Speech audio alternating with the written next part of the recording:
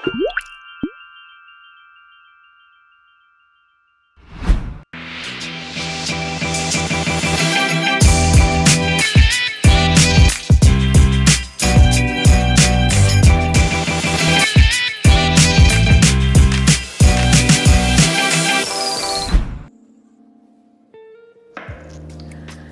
Sobat Pustaka, kalian sadar nggak sih? Penggunaan bahasa Inggris saat ini telah menjadi kebutuhan yang mengharuskan kita bisa berbahasa Inggris. Di era modernisasi dan globalisasi seperti ini, bahasa Inggris semakin menjadi bahasa global utama. Maka nggak heran, banyak dari kita yang berlomba-lomba untuk belajar bahasa Inggris dengan baik dan benar sejak dini. Untuk kalian yang tertarik belajar bahasa Inggris dengan baik dan benar, buku Jago Kuasai Bahasa Inggris ini adalah kuncinya. Buku Jago Kuasai Bahasa Inggris ini ditulis oleh Hara Atkia dan Miftah Daud, yang keduanya merupakan lulusan dari Universitas Negeri Yogyakarta yang menaruh perhatian terhadap bahasa Inggris sendiri. Buku ini diterbitkan oleh Pustaka Baru Press pada tahun 2021 yang isinya mengandung grammar lengkap, kelompok kosakata, kemudian contoh percakapan dalam berbagai situasi disertai pelafalan yang benar.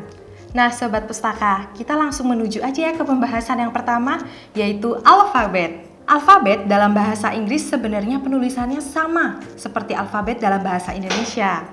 Namun, ada beberapa alfabet yang pelafalannya berbeda. Kita coba ya. Yang pertama ada A, dibaca A. Kemudian ada B, dibaca B.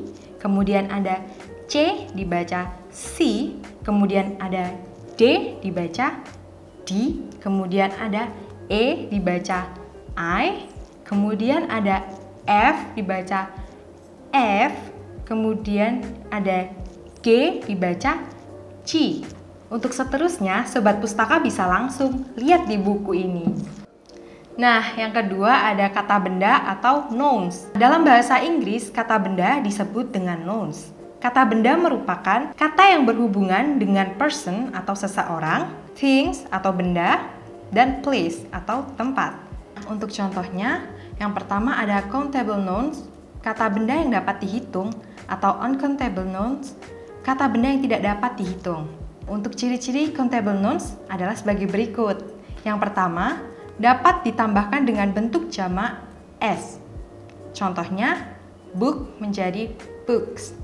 Kemudian, dapat menggunakan kata sandang a, or, an pada bentuk tunggal.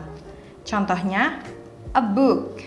Kemudian, pada umumnya yang merupakan countable nouns adalah kata benda yang konkret, bukan abstrak. Contohnya, dari doll menjadi dolls.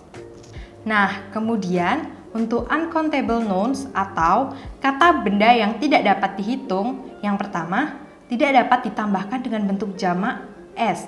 Kemudian, tidak dapat menggunakan kata sandang a, or, an pada bentuk tunggalnya. Kemudian, tidak dapat dihitung satuan, sehingga jika ingin menghitung satuan, maka digunakan quantifier atau kata petunjuk kuantitas ukuran. Contohnya, a glass of milk atau segelas susu, kemudian a kilo of rice atau sekilo beras, kemudian a cup of tea atau secangkir teh. Nah, yang kedua ada kata kerja bantu atau modal auxiliary. Modal yaitu bentuk kata yang membantu kata kerja. Modal harus disandingkan dengan verb. Oleh karena itu, modal juga sering dinamakan dengan kata kerja ganti. Jenis-jenis modal ada dua. Yang pertama, modal present. Contohnya adalah can atau bisa, kemudian will atau akan, kemudian shall atau akan, kemudian may atau boleh, kemudian should atau harus, kemudian ought to atau harus. Yang kedua yaitu modal past. Yang pertama ada could, kemudian would, kemudian should, kemudian might, dan yang terakhir had to. Untuk contoh penggunaan dalam kalimat yang pertama can, yaitu I can cook very well. Artinya Aku bisa memasak dengan sangat baik. Yang kedua yaitu may. Contoh penggunaan dalam kalimat yaitu Tia does not come to the class, she might get up late. Artinya, Tia tidak masuk sekolah, dia mungkin bangun kesiangan. Contoh modal past dalam penggunaan kalimat seperti could. Misalnya dalam kalimat I could not listen to what he said. Artinya, aku tidak bisa mendengarkan apa yang dia katakan. Kemudian, untuk might, penggunaan dalam kalimat yaitu you might meet your mom. Artinya, kamu boleh menemui ibumu.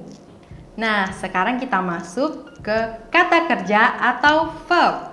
Kata kerja adalah kata yang menunjukkan aktivitas yang dilakukan oleh subjek. Kata kerja kemudian dibagi menjadi beberapa macam. Yang pertama, ada transitive verb atau kata kerja yang membutuhkan objek. Contohnya yaitu learn atau belajar, buy atau membeli, sell atau menjual, keep atau menjaga. Yang kedua ada intransitive verb atau kata kerja yang tidak membutuhkan objek. Contohnya ada sleep atau tidur, kemudian walk atau berjalan, kemudian cry atau menangis. Nah, untuk contoh penggunaan dalam kalimat yaitu the baby cried all the night. Artinya, bayinya menangis semalaman. Kemudian yang ketiga ada regular verb atau kata kerja beraturan. Untuk contohnya, kalian bisa langsung lihat di buku ini karena di sini berisi banyak sekali contoh-contohnya. Untuk selanjutnya ada irregular verb atau kata kerja tidak beraturan. Yang pertama, dengan menambahkan awalan "en" pada kata benda. Misalnya, circle menjadi encircle yang artinya melingkari. Kemudian yang kedua, dengan menambahkan akhiran "en" pada akhir benda. Contohnya, black menjadi blacken yang artinya menghitamkan. Nah, sekarang kita masuk ke kata ganti atau pronouns. Pronouns atau kata ganti digunakan untuk mengganti nama atau benda. Penggunaan pronouns sesuai dengan jumlah kata benda yang digantinya. Dalam bahasa Inggris, macam-macam pronouns ada sebagai berikut. Yang pertama, subject pronouns atau kata ganti orang. Yang kedua, ada complement pronouns atau kata ganti objek. Kemudian ada possessive adjective atau kata ganti kepemilikan. Selanjutnya ada possessive pronouns atau kata ganti yang tidak dimiliki. Kemudian ada reflexible pronouns atau kata ganti refleksif. Selanjutnya ada demonstrative pronouns atau kata ganti petunjuk.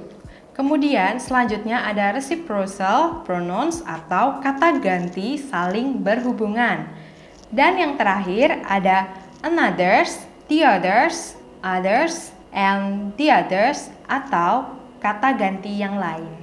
Nah, contoh penggunaan dalam kalimat, misalnya reflexive pronouns atau kata ganti refleksif. Yang pertama, I have told you before. Artinya, aku sudah menceritakanmu sebelumnya. Kemudian, untuk interrogative pronouns atau kata ganti tanya, contoh penggunaan dalam kalimat yaitu who will give the speech? Atau siapa yang akan memberikan pidato? Selanjutnya kita masuk ke kata sifat atau adjektif. Adjektif atau kata sifat adalah kata yang digunakan untuk menjelaskan orang, benda, atau tempat. Nah, adjektif dalam bahasa Inggris diletakkan sebelum kata benda yang akan dijelaskan. Contohnya seperti berikut. Pertama, a good book atau buku yang bagus. Kemudian, an excellent student atau siswa yang unggul. Kemudian, wonderful journey atau perjalanan yang sangat bagus. Kemudian, untuk letak kata sifat atau the position of adjective, yang pertama, sebelum kata benda. Contohnya, long journey atau perjalanan jauh. Kemudian, setelah kata benda, contohnya 4 miles long atau 4 mil jauhnya. Kemudian yang ketiga yaitu kata enough jatuh sebelum nouns dan setelah adjective. Contohnya, enough money atau cukup uang. Selanjutnya yaitu setelah linking verb. Contohnya, you look pretty this night. Artinya kamu terlihat cantik hari ini. Selanjutnya yaitu setelah to be. Contohnya, we were glad. Artinya kami senang. Selanjutnya kita masuk ke preposisi atau preposition. Ini digunakan di depan nouns atau pronouns untuk menunjukkan hubungan dengan bagian lain dalam sebuah kalimat. Contohnya yaitu penggunaan in. Dalam kalimat, contoh penggunaannya, she live in Semarang, atau artinya dia tinggal di Semarang. Oke, selanjutnya kita masuk ke adverb atau kata keterangan. Adverb atau kata keterangan ini berfungsi untuk memberikan informasi keterangan pada verb, adjective, atau adverb. Contohnya, she rarely goes to the market. Dia jarang sekali pergi ke pasar. Selanjutnya, I will call you back tomorrow. Artinya, aku akan menelponmu besok. Nah, Sobat Pustaka, setelah kita membahas mengenai berbagai kata dalam bahasa Inggris, kemudian kata-kata tersebut disusun dan diekspresikan berdasarkan bentuk waktunya.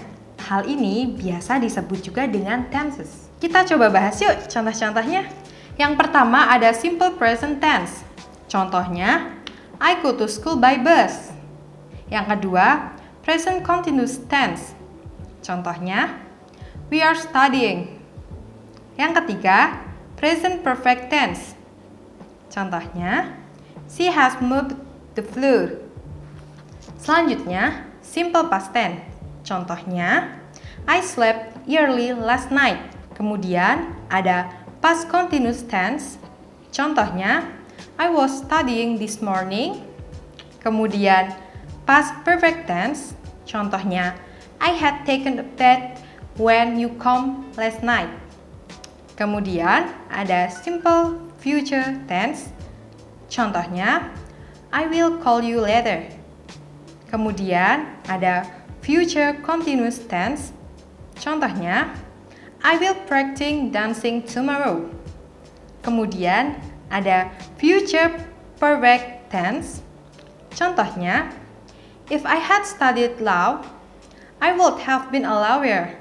Kemudian, ada past future tense. Contohnya, I would watch the movie, but my mom asked me to go shopping. Kemudian, past future perfect tense. Contohnya, I would have bought you a new dress, but I totally forget. Oh iya, dalam buku ini juga menyajikan contoh-contoh percakapan dalam bahasa Inggris yang disertai dengan cara pengucapannya. Misalnya nih, kita ingin menanyakan suatu informasi. Nah, kita dapat menggunakan contoh, excuse me sir, could you please tell me how to buy the ticket? Artinya, permisi Bapak, bisakah Anda memberitahu saya cara memberi tiketnya? Atau kalian yang ingin menanyakan bagaimana perasaan seseorang, kalian bisa menggunakan contoh how do you feel? Atau artinya bagaimana perasaanmu? Sobat Pustaka juga bisa untuk mengatakan rasa senang. Contohnya fantastic atau fantastic. Sekian dulu ya Sobat Pustaka pembahasan mengenai buku Jago Kuasai Bahasa Inggris. Buku ini cocok sekali untuk Sobat Pustaka yang mau belajar bahasa Inggris dikarenakan buku ini simple dan banyak contoh penggunaan dalam keseharian. Di dalam buku ini juga ada soal-soal latihannya juga loh. Nah, jadi gimana? Makin tertarik kan untuk belajar bahasa Inggris? Buku Jago Kuasai Bahasa Inggris ini dapat kalian temui di toko buku terdekat. Atau kalian juga bisa membelinya melalui via online di marketplace seperti Shopee, Bukalapak, Lazada, dan Tokopedia. Untuk keterangan lebih lanjut, kalian cek aja ya di description di bawah ini. Sampai bertemu lagi di pembahasan buku terbitan Pustaka Baru Press selanjutnya ya. Dadah Sobat Pustaka!